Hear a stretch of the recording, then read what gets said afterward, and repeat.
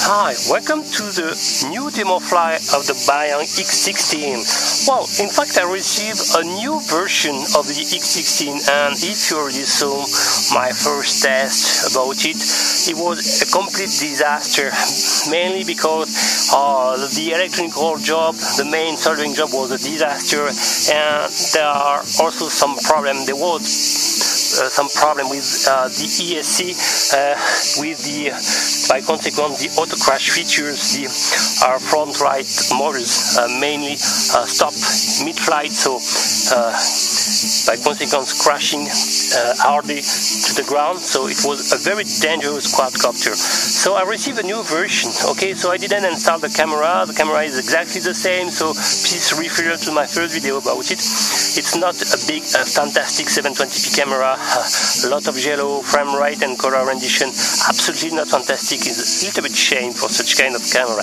Anyway, the more important is this model. It's a real brushless motor, a 350mm with some 22 type brushless motors, a 2200 LiPo batteries, ending with this HEC 3.5mm connector like Bayang X16, for example. So it's powerful. It's announced to have something like 50 minutes of flying duration, okay, and you have actually some 8-inch props, okay, but they are quite standard. They are compatible with the DJI 5mm shaft diameters. So you have a fake antenna, a GPS antenna on top. You don't have any flight assistance. You have at least a compass inside for your headless mode, at least. No altitude hold. The compass is here to lock the course for your headless mode at startup. So it will provide a very accurate headless mode in my point of view, ideal for long range distance, okay, because the radio is a powerful one. You have a power amplifier on the transmitter chip, and the good news is still compatible with the Bayang protocol, so deviation is compatible. So you can expect 200 meters, maybe 300 meters of control range with such machine, and without any FPV assistance, a good headless mode is very important. This is why there is a compass chip inside, L883 to be more precise. So there is a compass calibration procedure, okay, and as well, of course, a gyro accelerometers. For the gyros, you have to push the bow stick in lower right, and for the compass, it's a little different procedure. I will show. You have first of all to install the stick like this, okay, and then install your transmitter antenna face to the nose and make the two classic tours, one horizontally and one vertically nose down. Okay, so I will power the machine. So as you may know, you have, when you connect the connector, only the AC are powered, then you have to turn the switch, the power switch here, okay, on the flat surface, and everything starts to be powered. Okay, I've got now a solid banking. Okay, and now I will start the compass calibration. I will install like this. You have fast flashing, and then rotate 3 times clockwise the machine. Okay, you have approximately 30 seconds of compass calibration. Okay, and when you've done it 3 times, okay, you have to point the nose down, turn clockwise again 3 times, 3 tours like this. Okay, and then when it's done, you will one more time install the quadcopter toward the transmitter more or less. Okay, and it stopped to flash. Is that because I installed the quadcopter face to the transmitter? It's 30 seconds. Okay, now I'm able to fly, assumed to be, and I will start. Okay, so no camera, and I will start to fly. Okay, so I will engage the fly. So to arm the quadcopter, it's a classic. Bow stick in lower, out there actually. Okay, I will reset the gyros, okay, like this, and rearm again.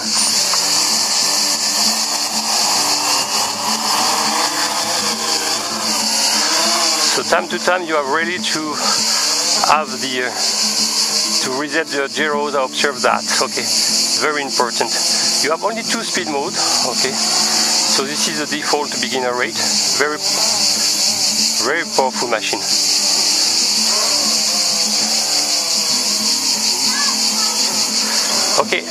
the left shoulder button is a second speed mode. Is a speed mode. Only 2 speed mode, unfortunately. What I observed versus my first original model, now the left and right, well, is more sweet. It's slow, but okay, is that more adapted to fly happy.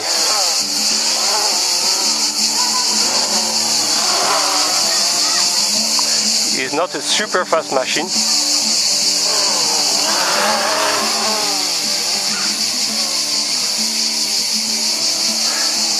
And you have to know that when you fly it with a deviation TX, it's even more smoother. So great machine.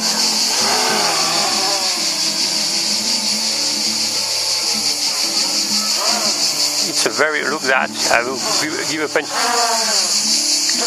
You can see the punch. Wow. Probably you can perform some manual flips with, but I won't test it. The control range is good, no problem at all. Wow.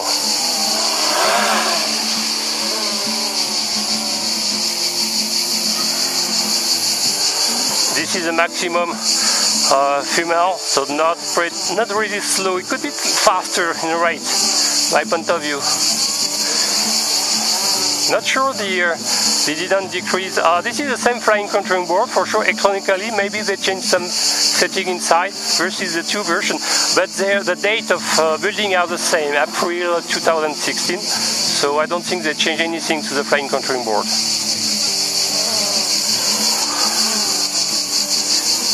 It's flying well, but you can hear you can see in the stabilization sometimes. You can hear some.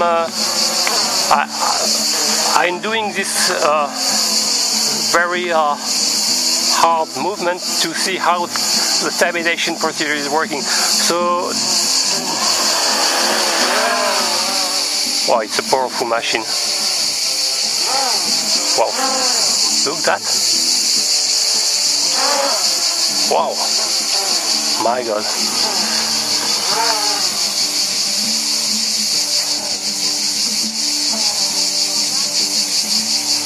It's a rocket.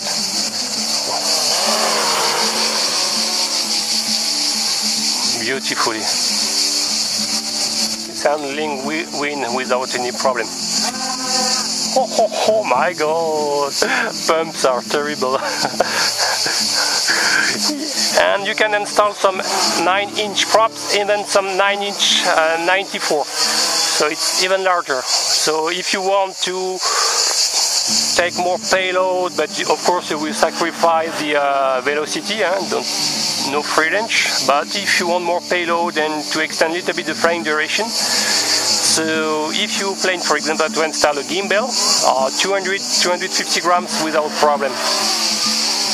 So typical small and lightweight gimbal for Mobius, you have some around 150 grams, even 100 grams. I saw there is a nano gimbal for Mobius. I saw one. I'm a little bit disappointed by the rate, could be faster, but probably with the deviation TX you can extend up faster. Oh my God. Oh, it's powerful. Be aware, it's not for beginners. It's a real brushless machine. So, no more, well, I hope, no more auto crash features.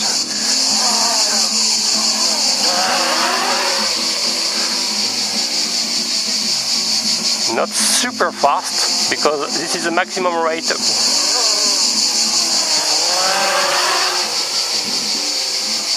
They limited the forward rate, okay? Maximum speed. Okay.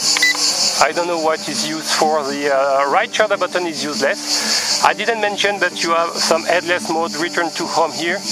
Okay, so it's very important with this machine. I will test probably, I don't know if I will test it. I will see. I will land now. And try a little bit the headless. So to disarm, like this. Okay, so we re-engage the flight. I will be vigilant because I can't remember well which is the headless mode. I can remember the 4 here, up, down, right and center are useful. I will see that. Okay, I will check that I'm recording correctly because often I forgot to press the button, a record button. I will take off.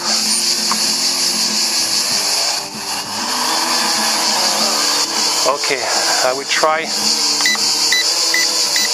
Okay, this is the headless mode, 2 beep. Okay, so I was okay. The reference was done on the takeoff location. So now I've performed the compass calibration.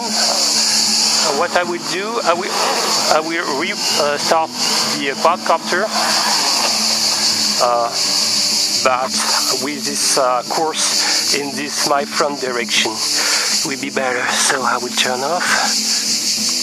Okay, and I think okay, just need to repress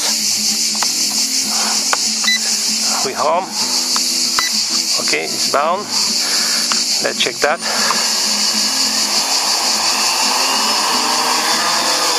Okay, and this is the right. Okay, so now I am in headless mode. Yes, working perfectly. So you have some beep. As you can see, I can control, no problem. I'm a pure headless, so ideal for long distance flight. Okay. You have this annoying beep. Oops, will start to deviate it, I don't know why, so I'll turn off the headless. Maybe the wind, yes, the wind started to blow there, so it was the wind caused this deviation. Okay, engage 2 beep now. So the headless is working perfectly. You have an unlock situation. Okay, unlock means that the reference is the one given at takeoff and it will stay like this, the reference. It's the best option in my point of view for long range usage of the headless mode.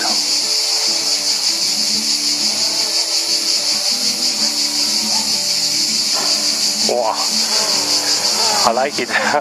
It's a good machine.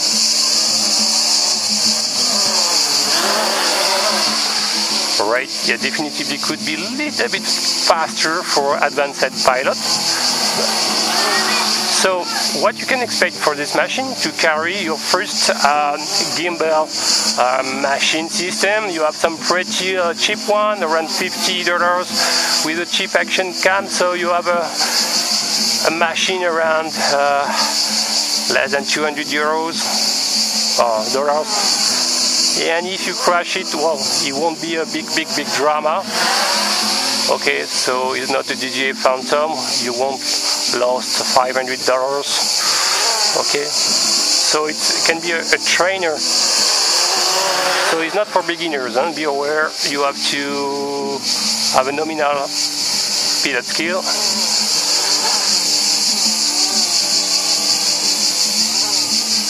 Okay, I will land now.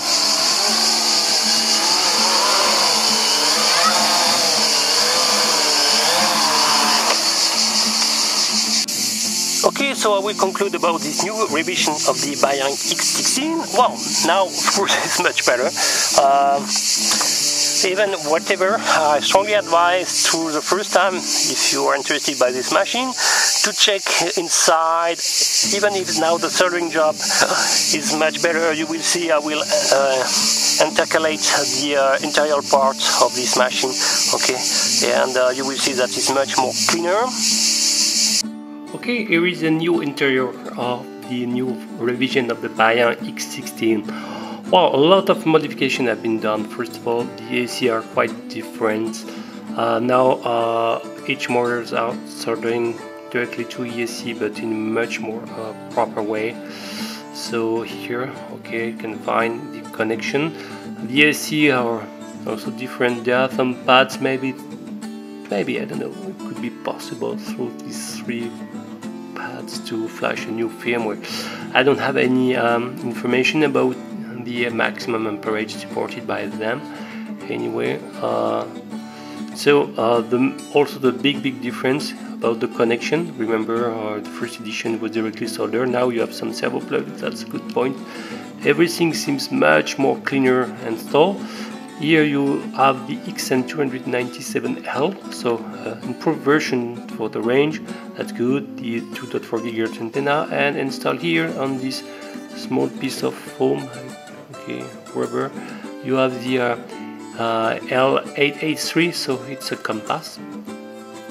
You still have the HXT 3.5mm power lead connector. Oh, seems not bad. I would try to maybe bend it a bit more vertically, the antenna inside, okay, to extend a bit the range, but that's good. Okay, no electronic compound on the bottom side of the frame controlling board. Big feds, the voltage regulation part here. Okay, that's good. Okay, as you can see, there is a lot of connectors. Everything is here. I strongly advise also to add some liquid electrical tape in any case to the ESC connection, in any case, to be sure. But now this machine is really working. Okay, so that's cool. So this is probably the cheapest brushless motors, quadcopters, in 350mm size. So it's a real one. You can carry, as I say, 200 grams. In terms of a gimbal connection, you don't have any specifics. That's a drawback. So probably you have to enlarge here the battery bay to access to the balancer plug at least to connect your gimbal with it. Okay, and here this is a system gimbal attachment for the Cyma X8. So it's working. It's more or less the same. So that's cool. There's also some other system working. So to attach a GoPro as you want. So it's showing that they offer a big brushless machine. They don't offer, for example, a 12-volt access. It's a drawback. You can probably mode one to install a GST female connector, okay, and hot glue it, and to connect your gimbal if you want. It's a first mode to do. The control range is really good. That's cool. Okay, and you can install some larger props. As I said, some 9-inch, 19.4 can be installed. That's cool. Okay, I hope you enjoyed this new video dedicated to the Bayang X16. And if you like it, please sub it. And if you like my channel, please subscribe. See you next time. Bye bye.